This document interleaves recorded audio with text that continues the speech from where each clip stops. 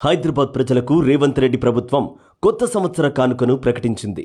ట్రాఫిక్తో ఇబ్బంది పడుతున్న నగర శివారు ప్రాంత ప్రజలకు మెట్రో రైల్ సేవలను అందుబాటులోకి తేవాలని కాంగ్రెస్ ప్రభుత్వం సంకల్పించింది. నిజామాబాద్ వైపు మేడ్చల్ వరకు, కరీంనగర్ వైపు సామర్పేట వరకు మెట్రో రైలును విస్తరించాలని తెలంగాణ ప్రభుత్వం నిర్ణయించింది. ప్రస్తుతం 3 మార్గాల్లో మెట్రో రైలు పరుగులు పెడుతుండగా రానున్న రోజుల్లో ఫేజ్ 2లో భాగంగా ఇటు మేడ్చల్ వరకు, అటు సామర్పేట వరకు మెట్రో రైలును విస్తరించనున్నారు. జూబ్లీ బస్టాండ్ నుంచి సామర్పేట వరకు 22 కిలోమీటర్లు, ప్యారడైజ్ నుంచి మేడ్చల్ వరకు 23 కిలోమీటర్ల మేర మెట్రో మార్గం నిర్మించనున్నారు.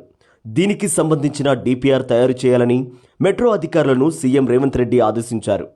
ఈ 2 మార్గాల్లో మెట్రో నిర్మాణానికి కేంద్ర ప్రభుత్వం ఆమోదం తెలపగానే పనులు మొదలుపెట్టేందుకు ప్రభుత్వం కృత నిశ్చయంతో ఉన్నది. ఈ 2 మార్గాల్లో మెట్రో రైలు సేవలు అందుబాటులోకి వస్తే చాలా ఏళ్లుగా ఈ ప్రాంతాల ప్రజలు పడుతున్న ట్రాఫిక్ కష్టాల నుంచి విముక్తి లభించనుంది.